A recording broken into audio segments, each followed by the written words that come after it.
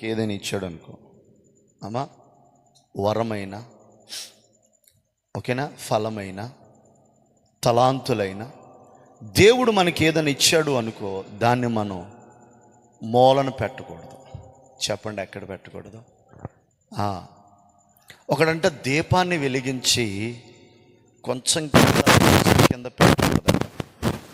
అది అందరికీ వెలుగునిచ్చుట కొరకు దీపస్తంభం మీద పెట్టాలట. దేవునికి స్తోత్రం.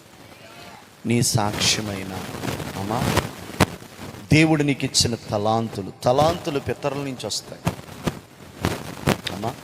తలాంతులు అనేవి మన పితరుల ద్వారా సంక్రమిస్తాయి. వరాలు పరిశుద్ధాత్మ ద్వారా వస్తాయి, ఫలాలు పరిశుద్ధాత్మ ద్వారా వస్తాయి. ఆమె మనకి ఏదైనా తలాంతు కానీ, వరం కానీ, ఫలం కానీ ఇస్తే, అసలు పెంతుకోస్తు అంటేనే ఆ సంఘానికి ఉన్న ఆ కృప ఏంటో తెలుసా? పరిశుద్ధాత్మతో నింపబడ్డం. హల్లెలూయా. అన్య భాషలు మాట్లాడడం, వరముల చేత నింపబడ్డం, ఫలముల చేత నింపబడ్డం, దేవుని కొరకు శౌర కార్యాలు చేయుటట్టుగా తనను తాను ప్రత్యక్షపరుచుకోవడం. హల్లెలూయా. దేవుడు ఏదైనా చెయ్యాలనుకుంటాడు, కానీ ఆయన చెయ్యాలనుకోవడానికి ఆయనకు ఒక పర్సన్ కావాలి వాడుకోవడానికి. ఇక అర్థమైందా? నినివే పట్టణాన్ని దేవుడు సరి చేయాలనుకున్నాడు, కానీ అలా సరే అవట్లే. సరే, ఇంకా వాళ్ళు దుర్గతి అంటే వాళ్ళకి దేవుని బిడ్డలారు మరి శిక్ష వస్తుంది. నినివే పట్టణాన్ని మొత్తం నాశనం చేసేస్తాను, ఇక క్షమించే ప్రసక్తి లేదు నినివే పట్టణాన్ని. కాబట్టి యోనా, నాయనా నువ్వు వెళ్ళి నినివే మహాపురానికి పోయి దానికి నాశనం తటస్థించిందని చెప్పు. దేవుని బిడ్డలారా, ఒక వార్తను మోసుకెళ్ళడానికి దేవుడికి ఒక వ్యక్తి అవసరం. అది పాస్టర్ గారే అవసరం లేదు. దేవునిని ప్రకటించుటకు దైవజనుడి అవసరం లేదు.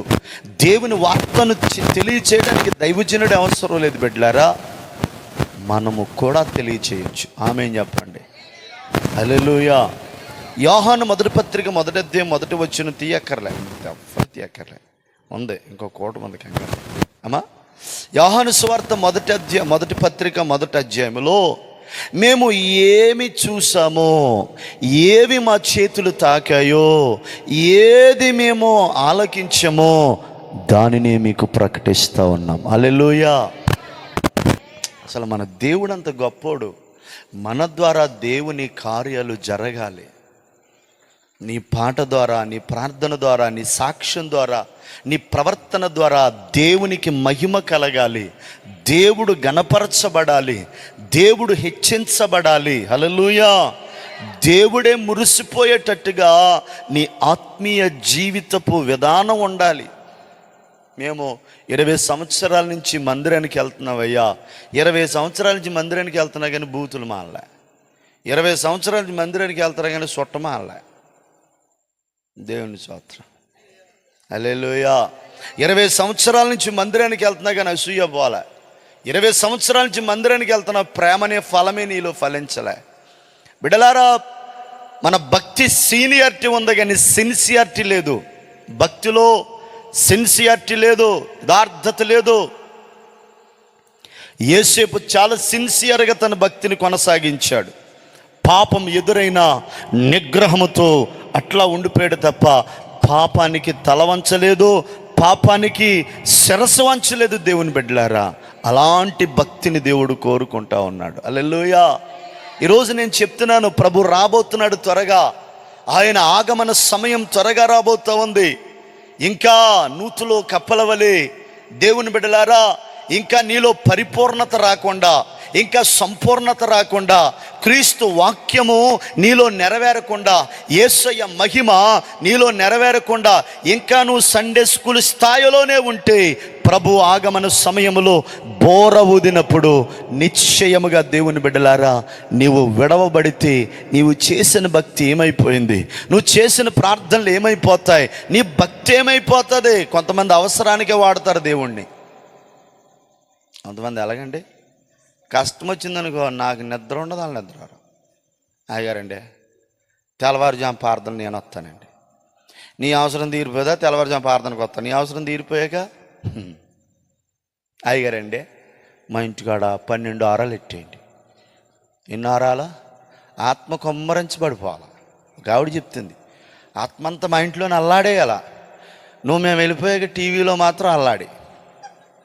మేము వెళ్ళిపోయాక కొంతమంది కొంపలో పొద్దున్న ఎడతారండి టీవీ, సాయంత్రం దాకా శవం ఆడినట్టు చిచ్చి. కావడంటది, నేను ఎంత నీతిమంతురాలను తెలిసి. అమ్మో నీ నీతి నాకు తెలిసిలే, నీ నీతి నాకు తెలిసిలే. పైపు కాడ నువ్వు వాడే నీ నోరు మూసీ నది కంటే ఘోరం. నాకెందుకు తెలదో? నువ్వు నీతిమంతురాలువే, మేమే దరిద్రం పాపాత్ములు. ఎలాంటి వ్యక్తులలో మారు మనసు రాకపోతే యేసుక్రీస్తు ప్రభు రాకడలో విడవబడిపోతావు. అర్థమైందమ్మా? హల్లెలూయా. నేను అంటాను బిడ్డలారా, నీవు ఆత్మీయంగా ఎన్నో సంవత్సరాలుగా దేవుని మందిరానికి వెళ్తున్నావు, ఇంకా నీకు కొన్ని వాక్యాలు తెలియవు, ఇంకా నీకు దేవుడు అంటే సరిగా తెలియదు అమ్మా. నీకు దేవుని మనస్సు ఏంటో తెలియదు, దేవుని ఆలోచనలు ఏంటో తెలియవు, అసలు దేవుడు ఎలా ఉండమంటున్నాడో తెలియదు. కొంతమందికి ఆ అవగాహన ఉండదండి. పోనీ తెలియకపోవడం పక్కన పెడితే తెలుసుకోవాలన్న మనసు ఉంటుందా? అసలు ఆదివారం వాక్యం ఏం చెప్పి, బాల్యము నుంచే దైవ భక్తి కలిగిన వాడు. బైబిల్లో కొంతమంది బాల్యము నుంచే దేవునిని ప్రేమించే మనస్సు కలిగిన వాళ్ళు ఉన్నారు. వారు ఎదిగిన తర్వాత దేశమునకు ఆధారములుగా మారిపోయారు. సమయాలు దేవుని బిడ్డలారా, తన తల్లి ఎప్పుడు వదిలేసిందంట దేవుని మందిరములో. ఈ ఓబద్య బాల్యము నుంచే ఏమని చెప్తున్నాడు? అందుకు ఓబద్య దేవుని బిడ్డలారా 18-12, అయితే నేను నీ యొద్ద నుండి పోవు క్షణమందే, ఓకే, నేను బాల్యము నుండి యెహోవా యందు భయభక్తులు నిలిపిన వాడిని. స్తోత్రం చెప్పండి బిడ్డలారా. చిన్ననాటి నుంచే దేవుని యందు భయభక్తులు కలిగి బహు జాగ్రత్తగా తన ఆత్మీయ జీవితాన్ని కాపాడుకున్నాడట ఈ ఓబద్య. రెండోది, సమూయేలు కూడా పాలు వెడవగానే తన తల్లి దేవుని మందిరములో వదిలిపెట్టేస్తే దేవుడట సమూయేలుని దేశానికి ఆధారభూతుడిగా మార్చేశాడట. ఎంతగా మార్చేశాడంటే దాను మొదలుకొని బెయేర్షెబా వరకు యెహోవా ప్రవక్తగా అతడు స్థిరపడెను. ఆమేన్ చెప్పండి బిడ్డలారా. నేను చెప్పనా, నీవు దేవునిని సేవిస్తే, దేవుని యందు భయభక్తులు కలిగి ఉంటే, దేవునిని ప్రేమిస్తే దేవుడట నిన్ను కదలని నిత్యము సియోను కొండవలే మార్చేస్తాడట. నిన్ను స్థిరుడుగా మారుస్తాడట, నిన్ను ఉన్నతుడిగా మారుస్తాడట, జనములకు దీవెనగా, నీ శత్రువులు అసూయ పడేటట్లుగా దేవుడు నిన్ను మార్చుకుంటాడు. హల్లెలూయా, హల్లెలూయా. చూడండి, ఇర్మియా కూడా చిన్ననాటప్పుడే బాల్యములోనే యెహోవా యందు భయభక్తులు కలిగిన వాడు. ఎప్పటి నుంచండి? బాల్యదనములోనే. ఇర్మియా 1లో అంటాడు, నేను బాలుడనయ్యా, నీవు చెప్పమన్న సంగతులు. చదవండి ఒకసారి ఇర్మియా గ్రంథము 1వ అధ్యాయము 4వ వచనం చదవండి. యెహోవా వాక్కు నాకు ప్రత్యక్షం ఎలాగూ సెలవిచ్చెను, గర్భములో నేను నిన్ను రూపించక మునిపే నిన్నెరిగితే, నీవు గర్భం నుండి బయలుపడక మునిపే నేను నిన్ను ప్రతిష్ఠించితిని, జనములకు ప్రవక్తగా నిన్ను అభిషేకించాను. గట్టిగా స్తోత్రం చెప్పండి. దేవుని బిడ్డలారా, బాల్యములోనే యెహోవా స్వరము ఇర్మియాతో మాట్లాడుతుంది. ఏమనో తెలుసా? నిన్ను గర్భములో ఉండగానే నిన్ను నేను ఎన్నుకున్నాను, జనములకు ప్రవక్తగా నేను నియమించాను. దేవునికి స్తోత్రం. అప్పుడు 7వ వచనం అన్నాడు, యెహోవా నాకు ఇలాగూ సెలవిచ్చెను, నేను బాలుడననవద్దు, నేను నిన్ను పంపువారి యొద్దకు నీవు పోవాలి, నీకు ఆజ్ఞాపించిన సంగతులు చెప్పాలి. దేవుడు నిన్ను ఏ స్థితిలో పిలిచినా, ఎలాంటి అభిషేకం ఇచ్చినా, ఎలాంటి ప్రవచన వాక్యం ఇచ్చినా, ఎలాంటి కృప ఇచ్చినా, దేవుని మహిమ చేత నింపబడి వాడబడాలి. ఎక్కడ భయపడకూడదు. దేవుడిచ్చిన దాన్ని సూటిగా చెప్పాలి. ప్రవక్త అంటే దేవుని బిడ్డలారా ముక్కి సూటిగా దేవుని సన్నిధిలో ఏవైతే వింటాడో అదే డెలివరీ చేయగలిగిన వాడు. ప్రవక్త అంటే రోషము కలిగిన వాడు. ఎవ్వడికి భయపడ్డా ఆహాబు దగ్గరికి వెళ్ళి ఏలియా నువ్వు దేవుడు వర్షం కురిపించవద్దని చెప్పాడు. నీవు చేసే విగ్రహారాధన, నీ అన్యాయము, నీ అక్రమాల ద్వారా దేశానికి నాశనం కలుగుతా ఉంది. అరే ఆహాబు, యెహోవా మాట సెలవిస్తున్నాడో జాగ్రత్త, పతనమైపోతావు. దమ్మున్న సేవకుడండి ఏలియా, రోషం కలిగినాడు. క్రైస్తవుడు రోషం కలిగి ఉండాల. పాపం చేసేవాడికి రోషం ఉంటుందో, భయం ఉంటుంది. నీతిమంతుడు సింహంలా ధైర్యంగా ఉంటాడు. పాపం చేసేవాడు భయపడతాడు. రే ఆదామా ఏడున్నావురా? నేను ఏడున్నాను ప్రభా. నీ స్వరం అన్నప్పుడు భయపడి దాక్కున్నాను. ఎందుకురా దొంగ బతుకు? నువ్వు చెప్పిన మాట వినలేదయ్యా, నువ్విచ్చిన ఆజ్ఞ ధిక్కరించానయ్యా అనలే. నువ్వు ఇచ్చా కదా దాన్ని, అదే చేసింది నాకు తెప్పలే. ఇప్పుడు నేరం ఎవరి మీద నెట్టేస్తున్నాడో? ఏమా భార్యను ఎవరిచ్చారు? ఆమె హల్లెలూయా. కొంపకి ఎవరు దరిద్రం? నేను ఎవరినే? శిలనైన నన్ను శిల్పిగా మార్చ పాట కాదు, నాంచుకున్నాను. నాలోన ఆశలో ఇప్పుడు మీ ఆవిడ దగ్గరికి వెళ్ళి పాట అవే పాడవు నువ్వు. శిలనైన నిన్ను శిల్పిగా మార్చ డ్యూటీ ఎవరిదా? నువ్వేం చేస్తున్నా? తప్పు ఎవరి మీద నెట్టేస్తున్నా? నాకు ఎలాంటివి చాలా ఎదురవుతాయి. ఒక ఆవిడ ప్రతి వచ్చేద్ది అల్లే ఆవిడ అంటదండి, మా ఆయనండి పాస్టర్ గారు అసలు ఆడు బతికేంటోనండి, ఆడిని చేసుకున్నాక దరిద్రం శని అన్నీ పట్టేసుకున్నాయి. ఆ శని భర్తను బట్టి పట్టదు, భార్యను బట్టి పట్టదు, చేసే క్రియలను బట్టి పడతాయి. ఆమె అంటలేదు? ఎంత దుర్మార్గం అండి. హల్లెలూయా. స్వకీయ దురాశ చొప్పున, స్వకీయ దురాశ. ఏ దురాశ? స్వకీయ సొంత కోరికలను బట్టి మనం దేవుడు. తప్పెవరదండి? ఒక గంట ప్రార్థన చేయడు భార్య కోసం, ఒక గంట ప్రార్థన చేయడు పిల్లల కోసం, ఒక గంట ప్రార్థన చేయదు భర్త కోసం. కానీ వాళ్ళ మీద ఎన్ని మాటలు మాట్లాడుద్దండి. ఒక ఆవిడ అంటుంది, నేను ఎరగదయ్యా, నేను బూడిదలో పెట్ట, నేను నాశనం చెయ్య, నేను లారీ గుద్దేను, అసలు నువ్వు ఏనాడు చచ్చిపోతానంటుంది. హల్లెలూయా. సలారిపోవాలి. స్తోత్రం చెప్పండి. నేనంటాను దేవుని బిడ్డలారా, రోషం కలిగి ఉండాలి, మనం పౌరుషపరులుగా ఉండాలి. అలా ఉండాలంటే దేవునిలో నిలిచి ఉండాలి. నిజమండి. అసలు ప్రభు దగ్గర నుంచి మనం ఏమి పొందుకోలేకపోవడానికి కారణం ఏంటండి? ఆయనకి మధ్యలో పాపం అనే గోడ అడ్డుగా వచ్చేస్తుంది కాబట్టి. నేను అంటాను బిడ్డలారా, బాల్యము నుంచి దేవుని యందు భయభక్తులు నిలిపినవాడు ఓబద్య. నీకుందా? పోన్లే, బాల్యంలో మనకు ప్రభు అంటే తెలియదు, కనీసం తెలిసా కూడా కరెక్ట్గా భక్తి చేయగలుగుతున్నామా? యాకోబు పత్రిక 1:27. తండ్రి అయిన దేవుని ఎదుట పవిత్రమును నిష్కలంకమునైన భక్తి ఏదనగా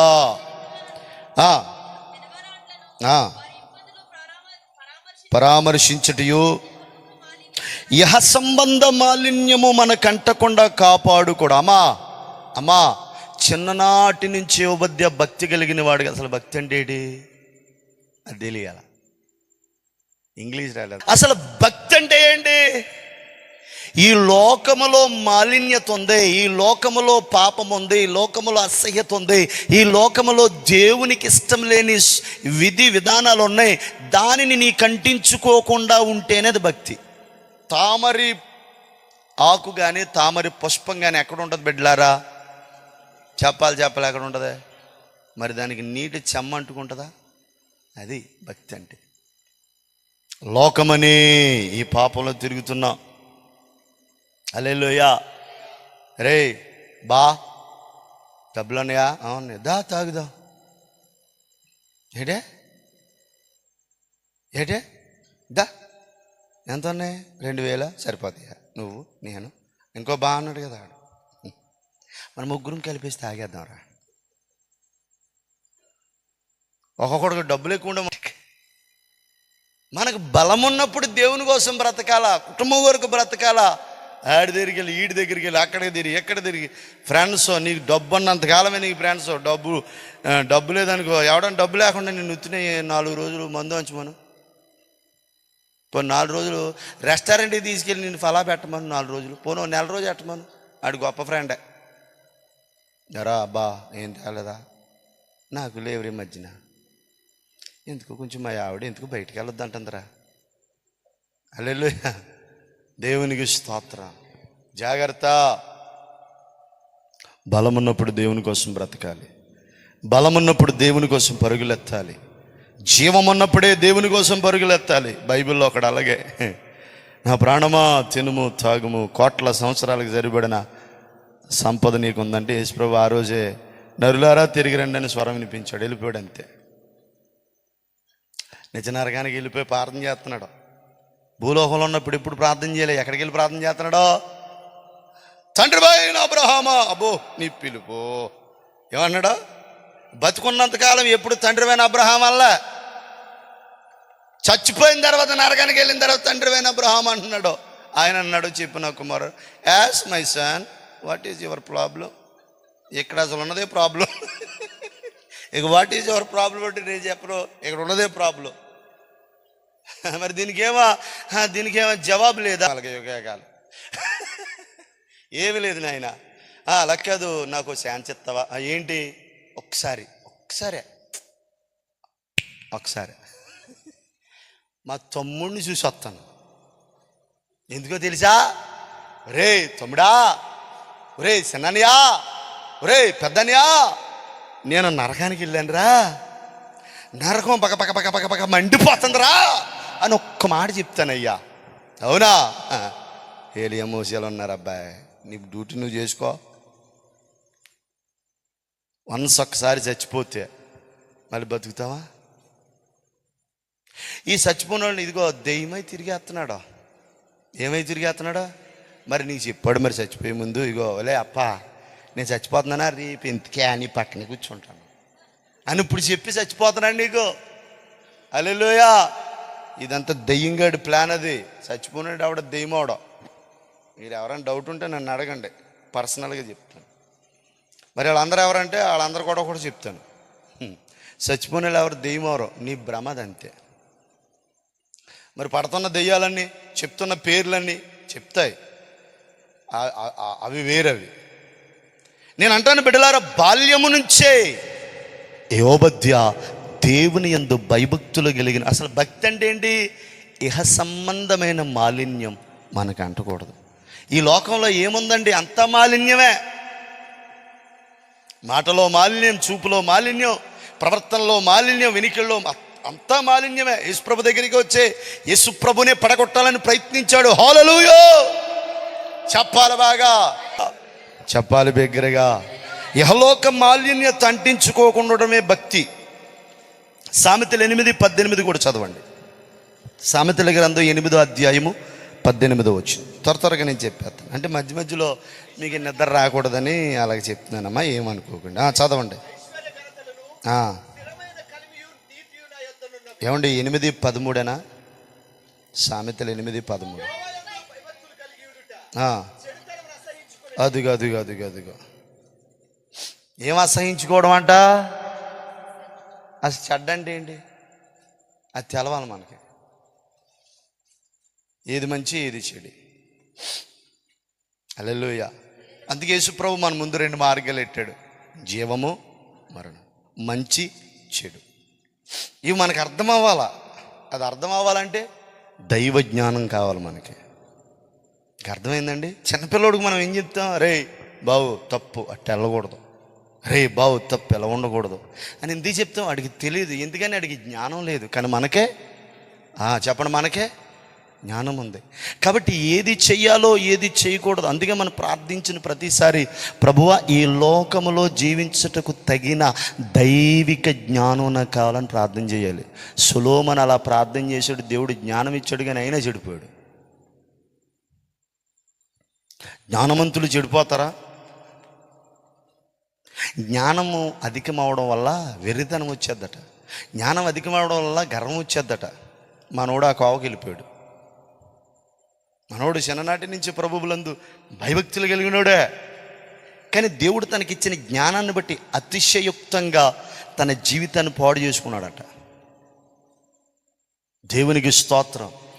తనకిచ్చిన పేరును, తనకిచ్చిన ఘనతను, తనకిచ్చిన ఖ్యాతిని బట్టి దేవుని బిడ్డలారా దేవునికి దూరం అయిపోయాడు. అసలు ప్రారంభంలో ఏం ప్రార్థన చేశాడు? అసలు నాకు ఏమొద్దు, నేను జ్ఞానమే కావాలి. నేను అంటాను, ఏది చెడో ఏది మంచో వివేచించగలిగిన దైవిక జ్ఞానం మనం పొందుకోవాలి. అప్పుడు నీవు ఖచ్చితంగా చెడుతనం అంటే నీకు అసహ్యం కలుగుతుంది. హల్లెలూయా, ఆమేన్ చెప్పండి. హల్లెలూయా, హల్లెలూయా. బిడ్డలారా, మనం భక్తి చేస్తే ఇంకా ఏం జరుగుతుంది? భక్తి చేయటం వల్ల 115వ కీర్తన 13-14 వచనం చదవండి. పిల్లలనేమి పెద్దలనేమి దేవునికి స్తోత్రం. తన యందు భయభక్తులు కలిగి ఉంటే చాలు, మనం దీవించబడిపోతాం. ఓబద్య దేవుని యందు భయభక్తులు కలిగిన వాడు. స్తోత్రం చెప్పండి. హల్లెలూయా, హల్లెలూయా, హల్లెలూయా. రెండో మాట చూడండి, రాజులు 2వ మాట, రాజులు 1 రాజుల గ్రంథమే 18:4 చదవండి.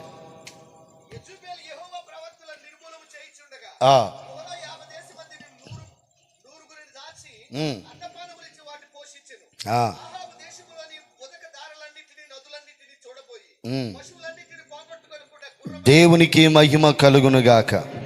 బాగా చెప్పాలి, చేతులు పైకెత్తి చక్కగా చెప్పాలి. దేవుని బిడ్డలారా,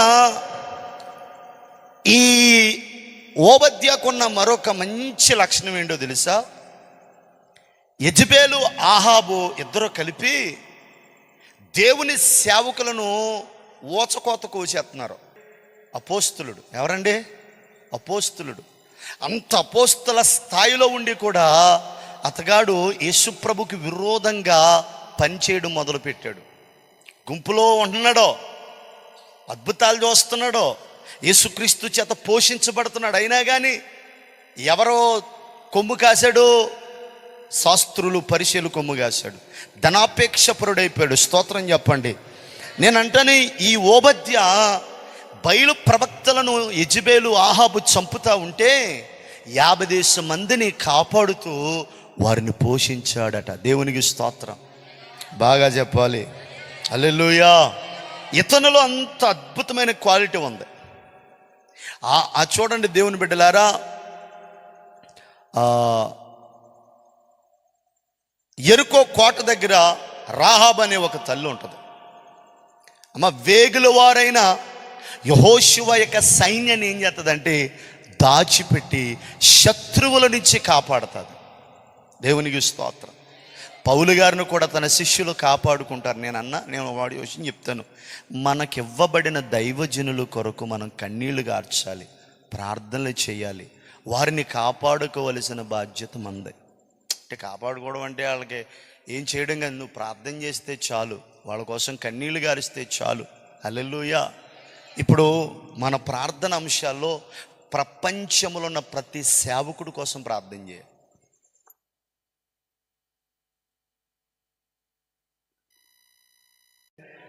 దైవజనుడు సంఘం కొరకు చేతులెత్తాలి, సంఘం దైవజనుడు కొరకు చేతులెత్తాలి.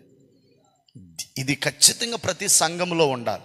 అలా ఉంటే ఆ సంఘము పరలోక మహిమను భూలోకానికి తీసుకొచ్చే సంఘముగా ఉంటుంది. ఆమె ఏం చెప్పండి. నేను త్వరగా వెళ్ళిపోతున్నాను, వివరించాలంటే చాలా ఉంది. మూడోది ఏంటో తెలుసా? దేవుని బిడ్డలారు చదవండి, అదే రాజులు 18:16. నేను ముగించేస్తాను. 18:16. అంతటా ఓబద్య ఆహాబుని ఎదుర్కొని పోయి వర్తమానమును చెప్పాడు. ఆమె చాలు. ఏలియా వచ్చి దేవుడు దేశాన్ని దర్శించబోతా ఉన్నాడు, ఈ సంగతిని నువ్వు వెళ్ళి ఆహాబుకి చెప్పంటే, ఓబద్య ఎవరంటే ఆహాబు ఇంట్లో పనివాడు అన్నమాట. నువ్వు వెళ్ళి ఆహాబుకి చెప్పు అంటే, అసలు ఏంటంటే దేవుని బిడ్డలారా, భయము. అసలు ఏలియా అంటేనే నచ్చదు ఆహాబుకి. అసలు నీ వార్తను నేను తీసుకెళ్ళి వాళ్ళకి చెప్పాను అనుకో, నువ్వు చెప్పింది నేను వాళ్ళకి చెప్పాను అనుకో, అయ్యా నన్ను ఖచ్చితంగా చంపేస్తాడు. అంటే అప్పుడు ఏలియా అంటాడు, నీకు ఏమవదో, నేను చెప్పిన మాట తీసుకుని అతనికి ప్రకటించి అంటాడు.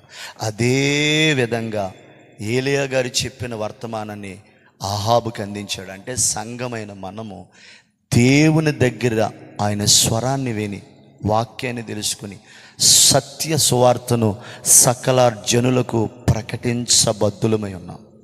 ఆమేన్ చెప్పండి. ఆ ఓబద్యలో 3 క్వాలిటీలు. ఒకటి బాల్యము నుంచే, రెండోది ఏంటి అప్పుడే మర్చిపోయారా? హల్లెలూయా, బాగా చెప్పాలి. ప్రవక్తలను పోషించేవాడు, దైవజనుల కొరకు చేతులు ఎత్తేవాడు.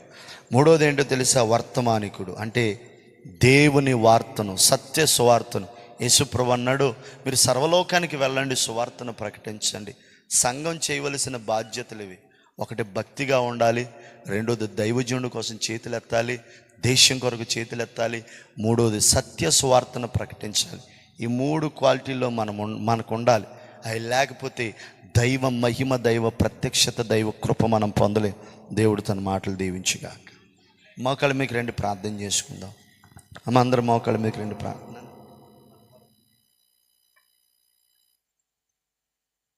ఓకే, అందరూ మోకాళ్ళ మీకు రండి, ప్రార్థన చేద్దాం.